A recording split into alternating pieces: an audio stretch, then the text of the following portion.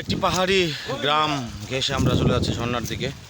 সবাই দৃষ্টিনন্দন একটি দুপুরবেলা, আকাশে মেঘ করেছে, পরিবেশটা সুন্দর। আমরা সব চলে যাচ্ছি। পাহাড় ঘেঁষে একটা গ্রাম, তার পাশে একটি দোকান।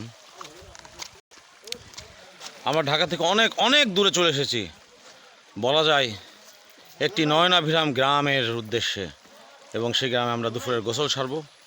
আশা করি গোসলটা দেখাবো সবাইকে। আমরা হাঁটছি তো হাঁটছি আমাদের গন্তব্যের উদ্দেশ্যে।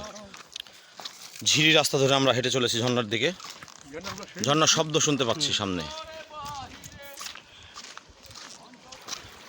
প্রবাহমান পানি।